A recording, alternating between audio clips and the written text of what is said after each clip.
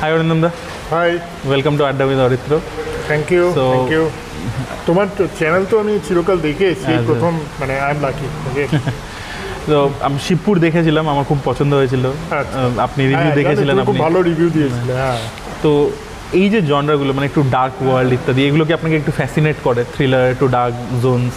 একদমই একদমই। কারণ ব্যাপারটা হচ্ছে যে আমার একটা মানে মুদ্রা দোষে পৌঁছে গেছে, মানে আমি যাই করতে যাই সেটা ডার্কের দিকে চলে যায়। আর জিনিসটা আমার পছন্দের জন্য আমি ওই ধরনের সিনেমা দেখতে ভালোবাসি, এবং যেটা টিপিক্যালি হয় আর কি, মানে যেটা ভালোবাসি সেটাই এসে যায় লাইফে। তো ইটস লাইক দ্যাট অনলি। আচ্ছা, লাস্ট টাইম আপনার ছবির ক্ষেত্রে একটা প্রবলেম হয়েছিল, আমরা দেখতে পেয়েছিলাম প্রডিউসারদের সাথে আপনার। হ্যাঁ, তো তাই জন্যই কি আপনি ডিসাইড করলেন যে I should be the producer myself? তাহলে আমি একদম একদম, এটা প্রচণ্ড খাঁটি কথা।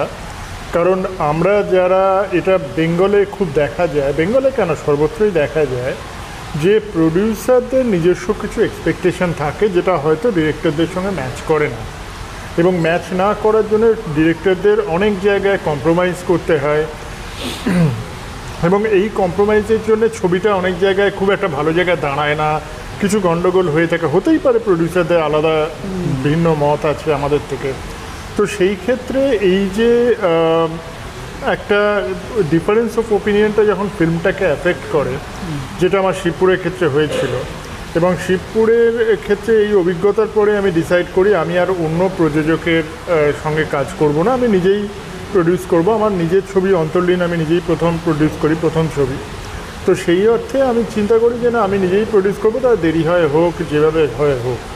তো সেই জিনিসটা কাজ করলে একটা ইন্ডিপেন্ডেন্সের সঙ্গে কাজ করা যায়, একটা সুন্দরভাবে একটা নিজের ধ্যান ধারণা। যেমন আমরা দুর্গাপুর জাংশন দেখবো, একদম পারফেক্টলি আমাদের মতো করে আমরা ছবিটা করেছি। তো সেই ইন্ডিপেন্ডেন্স, সেই শান্তি মনে কাজটা করা যায়। তো সেই জন্য প্রডিউসার। তো আগামী সব ছবি আমি প্রডিউস করছি, আমার নিজেরই করছি, অন্যের ছবিও করছি, কিন্তু আমি নিজেই করছি। আর আপনার শিবপুরের একটা সিকুয়েলও ভাবা আছে না?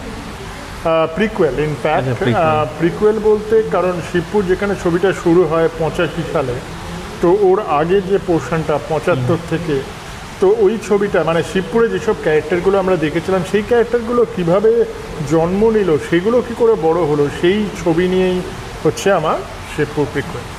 ওটা কবে কাজ শুরু হবে?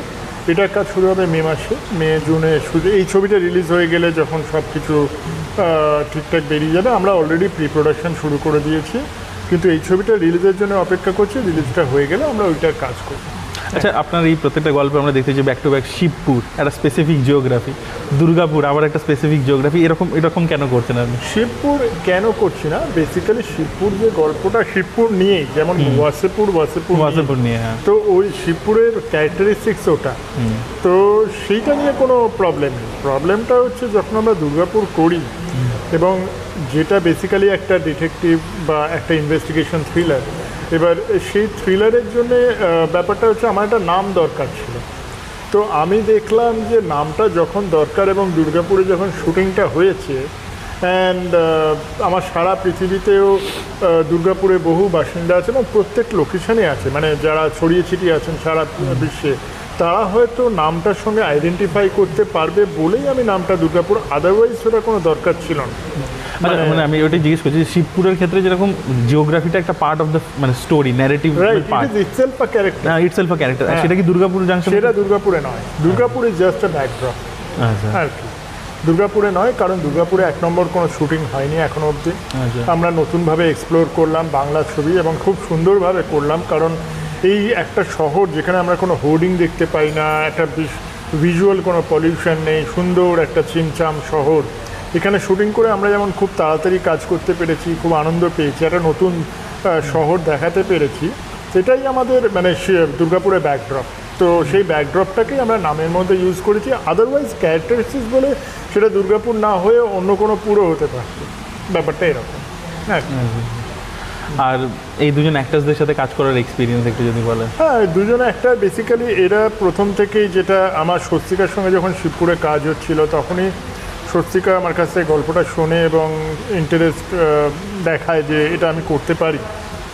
কারণ আমার একজন মধ্যবয়স্ক জার্নালিস্টের দরকার ছিল, মানে মোটামুটি অ্যারাউন্ড 35 to 40 years ওল্ড একজন জার্নালিস্ট, যিনি বিবাহিত এবং তার স্বামী মারা যান এরকম ঘটনায়, এবং তিনি জার্নালিস্টও বটে। তো তার ক্যারেক্টারে প্রচুর আপস অ্যান্ড ডাউন ছিল। তো আমি সেটা নিয়ে কথা বলেছিলাম স্বস্তিকার সঙ্গে। স্বস্তিকার যে ক্যারেক্টারটা এখানে প্লে করেছে, যে জার্নালিস্টের রোলটা, সেটার মধ্যে অদ্ভুত একটা বৈপরীত্য আছে, মানে এক এক সময় এক এক রকম ফ্লাকচুয়েট করছে, যেটা স্বস্তিকা খুব সুন্দরভাবে দিয়েছে। এবং যে আপস অ্যান্ড ডাউনসটা আমরা দেখতে পাই, তখন লোকের হয়তো মনে হবে সিনেমাটা দেখলে এই স্বস্তিকা কি সেই স্বস্তিকা যে আগে ছিল পরে ছিল, বা মানে এইভাবে ক্যারেক্টারটা চেঞ্জ করছে। তো এইটা একটা ব্যাপার, এবং সেখানে স্বস্তিকা অনবদ্য। বিক্রমের ক্যারেক্টার, বিক্রমের সঙ্গে আমি আগে কাজ করিনি, কিন্তু যখন এই ক্যারেক্টার কথা ভেবেছিলাম, এই ক্যারেক্টারটার কথা, তখন আমাকে কেউ একজন সাজেস্ট করেছিলেন যে বিক্রমের কাজটা দেখো, ওনার মুখটা ফেসটা যেতে পারে। সেটা খুব সম্ভবত আমার এডিটার সুজয় হবে। তো আমি সুজয়ের কথা, আপনার আগে ছবিগুলো সব সুজয় দিয়ে এডিট সব সুজয় দিয়ে এডিট করেছি সব। তো সুজয় আমার ক্লোজ ফ্যামিলির মতো আর কি। বলে তুমি বিক্রমের কথা ভাবতে পারো। তো আমি তখন দেখলাম এবং দেখে ভাবলাম এই ছেলেটাকে তো সেইভাবে ইউজ করা হয়নি যেটা করা হতো। এবং আমরা look and feel wise, trailer বলো বা যাই বলো না কেন, যে রাগেড একজন পুলিশ অফিসার যেরকম হওয়া উচিত, যে মানে খুব কম কথা বলে, যেটুকু বলে একদম নো ননসেন্স অফিসার যাকে বলে, সেই ক্যারেক্টারটা এত সুন্দরভাবে গেছে এবং ন্যাচারালি গেছে, মানে কিছু চাপাতে হয়নি যে ওপর থেকে এইভাবে এত বড় ডায়লগ। এই ডায়লগ মিনিমাল, যেটুকু বলেছে একদম ক্রিস্প, শর্ট, এবং প্রায় শোনা যাচ্ছে না এরকম অবস্থা। তো এই যে একটা ডায়লগ থ্রোয়িং, যেটা একটা পুলিশ টিপিক্যালি করে থাকে, এবার সেইটা আমি ভীষণভাবে বিক্রমের মধ্যে পেলাম। এবং বিক্রম এটাকে খুব ভালোভাবে ইমপ্লিমেন্ট করেছে, এর ওপর ইম্প্রোভাইজ করেছে নিজের কথাবার্তাগুলো, এবং কিভাবে ডায়লগগুলো ডেলিভার্ড হবে, কি কি জেস্চার আনা হবে। তো সেগুলো আমরা প্রথমেই ওয়ার্কআউট করে নিয়েছিলাম, এবং খুব ভালোভাবে ওটাকে ইমপ্লিমেন্ট করে এমন একটা জায়গায় ক্যারেক্টারকে দাঁড় করিয়েছে। ট্রেলার দেখার পর অনেক লোক আমার কাছে ফিরে এসেছে যে বিক্রম তো রোম্যান্টিক করে, এরকমও করতে পারে, এত ভালো। বললে হ্যাঁ, এটাই করতে পারে। এবং সেটা একটা চরিত্র, মানে একটা অভিনেতার ক্ষেত্রে সবচেয়ে বড় পাওয়া, যে এতটা রোম্যান্টিকও করতে পারে, এতটা মানে রাগেড পুলিশ অফিসারের রোলও করতে পারে। তো এই বৈপরীত্যটা খুব ইম্পর্ট্যান্ট একটা অভিনেতার জীবনে। তো he has done an excellent job in this role. আর আমি যখন টিজার বা ট্রেলার দেখছিলাম, দেখছি আপনি একটা কুল টোন ব্যবহার করেছেন কালারে। হ্যাঁ, তো এমনিতে আমাদের দেশ এমনিতে ওয়ার্ম দেশ অ্যাকচুয়ালি। তো আপনি আর শিবপুরের ক্ষেত্রে আমি দেখেছি আপনি একটু ওয়ার্ম ছিল, তো এটা কুল কেন? মানে এটা আমি বলছি, এটা কুল লুকটা, আমি বলছি লুকটা, এই পোস্টারের লুকটা বা এমনি সিনেমা লুকটা, আপনি মাইকেল ম্যানের হিট দেখেছেন, হিটের পোস্টারটা এই কালার ছিল। তো এটা অনুপ্রাণিত বলবো না, কিন্তু এটা না মাথার মধ্যে যখন স্ক্রিপ্টটা লেখা হয়, যেমন আমি শিবপুর ওয়ানে আমি ইয়েলো, গ্রিন আর ব্রাউন টোন ইউজ করেছিলাম, একটা ওয়ার্ম টোন ইউজ করেছিলাম, কারণ ছবিটা প্রচণ্ড রক্তাক্ত ছবি এবং মারাত্মক একটা ভায়োলেন্ট ছবি, এবং যে জন্য ওই টার্মটা ইউজ করেছি। এবং আমি বলেও দিচ্ছি পরের ছবির টোনটা কী হবে। এবং যখন আমি দুর্গাপুর জাংশন করি, আমার তখন মাথাতে প্রথম থেকেই ছিল যে একটা ইনভেস্টিগেশন যখন চলছে, এবার সেটার মধ্যে একটা মারাত্মক কোল্ডনেস আনতে হবে, যে কোল্ড অ্যান্ড ব্রুটাল ব্যাপারটা। এবার ব্রুটাল মানে কিন্তু ভায়োলেন্স না, মানে ব্রুটাল মানে হচ্ছে এখানে যে একটা সিনেমার থিম যখন প্রচণ্ড শার্প এজের এবং প্রচণ্ড ফাস্ট যাচ্ছে, এবার সেইখানে একটা শহরের সঙ্গে একটা আরবান লুক আছে, তুমি যদি ভালো করে লক্ষ্য করে একটা আরবান লুক আছে, এবং সেই আরবান লুকটাকে মেলাতে হয় প্রচণ্ড ফাস্ট ফিল্মের সঙ্গে, একটা ফাস্ট পেসের থ্রিলারের সঙ্গে, তাহলে টিপিক্যালি ব্লুটা খুব সুন্দর যায়। এবং সেই জন্যে আমরা আগাগোড়া ছবিতে ব্লু, ব্ল্যাক, গ্রে এগুলো ইউজ করেছি, বা হালকা হলে হোয়াইট, কিন্তু এর বাইরে কোনো কালার যায়নি। ওকে, যে কেন যায়নি? Because to make the whole film look blue, এবং তার সঙ্গে আমরা হেজ ইউজ করেছি যাতে আমার একটু গ্রেনটা বেশি থাকে, একটা অদ্ভুত একটা লুক আসে। এবং পুরো ছবিটা দেখলেই বুঝতে পারবে, তুমি দেখেছো, মানে সিনগুলোতে একটু ধোঁয়া ধোঁয়া টাইপের আছে। আপনার লুক অ্যান্ড ফিলটা দেখে আপনি এখন এই ফার্স্ট স্পেসি বলছেন। সঞ্জয় গুপ্তা একটা ছবি করেছিল ওল্ড বয়ের অ্যাডাপ্টেশন জিন্দা, হ্যাঁ হ্যাঁ, ব্যাংককে, তো it was completely this look.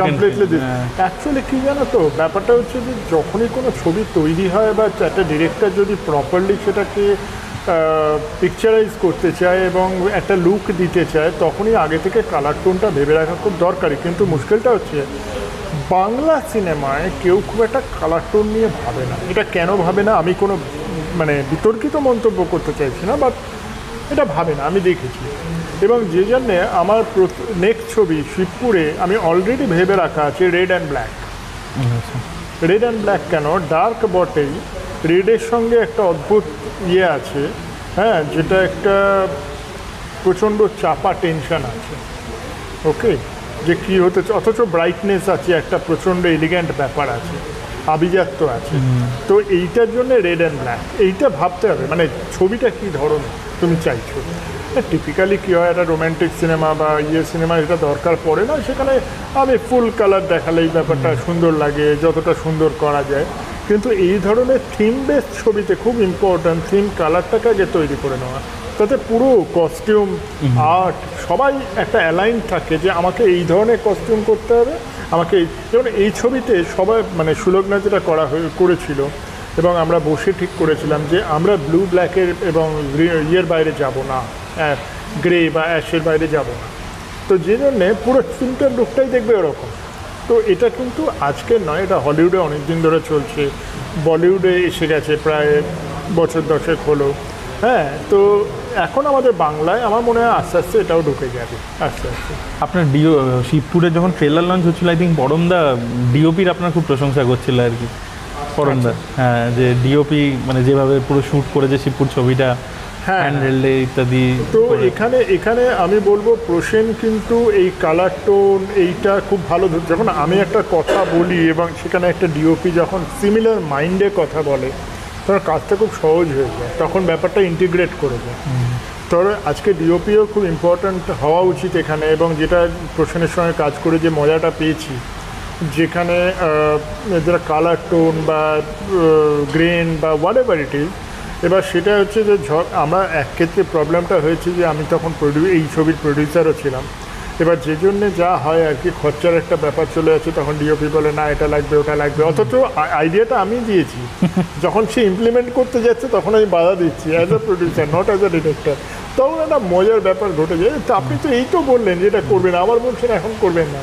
তো এইরকম নানান মানে মজার মধ্যে দিয়ে কাজটা হয়, কিন্তু যে আউটপুটটা বেরোয় আমাদের তো বুঝতে হবে যে অ্যাজ আ ডিরেক্টর আমাদের বাংলা ছবির এটাই সমস্যা, মানে ফান্ডিংয়ের সমস্যা। এবার যদি ফান্ডটা ঠিক করে দেওয়া যায় আমরাও কিন্তু সেই লেভেলের ছবি করতে পারি, ওকে। তো সেই জন্যে আমাদের এই সমস্যাগুলো দাঁড়ায় যে আমরা কেন কালার টোন করতে পারি না বা কী করতে পারি না, কিন্তু বুদ্ধি করে করলে সবসময় করা যায়। প্রসেন এই জায়গাটাকে খুব ভালো কাজ করেছে, এবং যেহেতু ও আমার মতো হলিউড ছবি প্রচুর দেখে, যে জন্য আমি যখন বললাম এইটার মতো, ও বলো আচ্ছা এইটার মতো, মানে এই যে ধরে ফেলাটা এবং ধরে ফেলে সঙ্গে সঙ্গে সেটা ইমপ্লিমেন্টেশনে নেমে পড়া, আরও সাজেশান দেওয়া, আরও ভালো।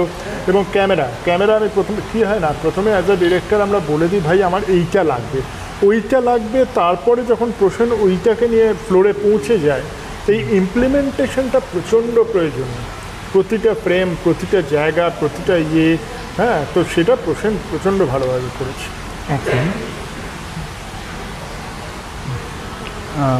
অনিন্দা, লাস্ট কোয়েশ্চেন, সেটা হচ্ছে যে আপনাদের ছবিটার ডিস্ট্রিবিউশন এবং মার্কেটিং এটা আপনারা কীভাবে প্ল্যান করছেন? বিকজ এটা কিন্তু একটা নতুন প্রডিউসারের ক্ষেত্রে সবথেকে চ্যালেঞ্জিং বেরিয়ার হয়েছে। চ্যালেঞ্জিং, কিন্তু সেখানে আমরা নতুনভাবে প্ল্যান করেছি। ধরো আজকে আমরা মেট্রোতে চালু করেছি, আমরা অনেকগুলো ব্র্যান্ডের সঙ্গে কোলাবোরেট করেছি, যেহেতু আমার একটা কর্পোরেট এক্সপিরিয়েন্স আছে সেখান থেকে আমি কিছু কর্পোরেটকেও এনেছি টাই আপ করার জন্য। সেখানে মেট্রো একটা টাই আপ হয়েছে, বাসেও দেখলাম হোর্ডিং লেগেছে, বাসে হোর্ডিং, যেটা কেউ করে না, আমাকে একটা নতুন আইডিয়াটা দিল যে বাসে কেন ব্র্যান্ডিং, অনেক ব্র্যান্ড করে কিন্তু ব্র্যান্ড থেকেই আমাকে বলা হলো যে আপনারা বাসে কেন করছেন না। তো এই এক্সপিরিয়েন্সটা ওদের কাছ থেকেই এলো। আমরা বাসে প্রচুর ব্র্যান্ডিং করেছি, তারপরে তোমার টিজার চালিয়েছি যেটা মোস্ট এফেক্টিভ, যেটা আমি জানি না কেন বাংলা ছবি ইউজ করে না, হয়তো ভবিষ্যতে করবে, কিন্তু আমার মনে হয় খরচা যদি করতে হয় তাহলে টিজারে করুন। টিজার মানে হচ্ছে হল টিজার। আজকে হলে যখন আজকে সবাই সলমান খানের ছবি বা এখন কিল বিল চলছে বা পুরাতন চলছে, এই ছবির সঙ্গে সবাই আমাদের টিজার দেখছেন, যখন একটা টিজার লোকের সামনে যে সোশ্যাল মিডিয়া দেখলো, এবার যারা হচ্ছে অ্যাকচুয়াল অডিয়েন্স যারা হলে যাচ্ছে, তারা যখন টিজার দেখতে পায় তখন তাদের এফেক্টটা, তারাই কিন্তু আসল দর্শক, তারাই ফিরে আসবে ওইটা দেখে। তো এটা কিন্তু মারাত্মক ভালো মার্কেটিং, এবং এটা আমাদের প্রচণ্ড কাজ দিচ্ছে। তো বাস আর টিজার আমাদের ম্যাক্সিমাম ভালো গেছে, এগুলো সবই এক্সপেরিমেন্টাল করার চেষ্টা করেছি।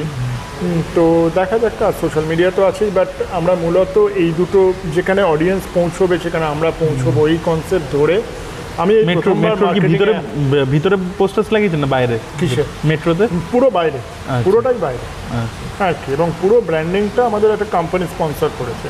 এই যে বার করা, তাদেরকে এনকারেজ করা, তাদেরকে বোঝানো, এটাও তো একটা সেলস অ্যান্ড মার্কেটিং। তো দ্যাট ইজ ভেরি। আচ্ছা, আপনাদেরকে বলে দিই, অরিন্দমদা কিন্তু নিজে সিএ, এই জন্য এগুলো করতে পারছেন। না, সিএ এর সঙ্গে কোনো সম্পর্ক নেই, এগুলো চার্টার্ড অ্যাকাউন্টেন্ট তো বহু লোক আছে।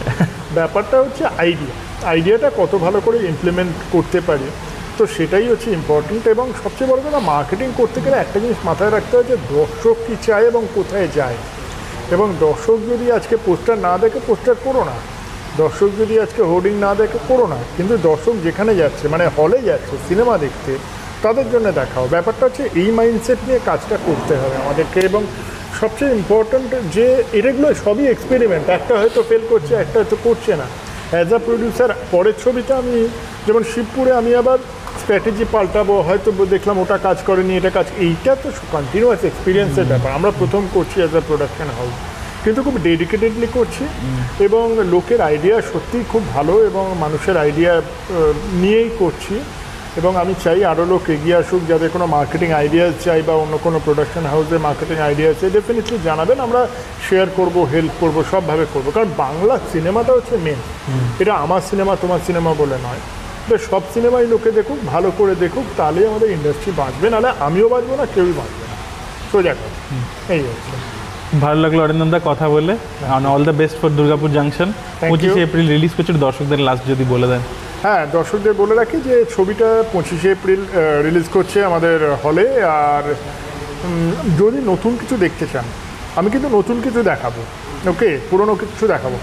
তো আপনি কোনো মিল পাবেন না কোনো ছবির সঙ্গে, একদম নতুন ইউনিক একটা প্লট। আপনারা দেখুন, দেখে জানান।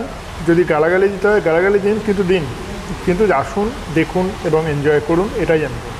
হ্যাঁ, থ্যাংক ইউ।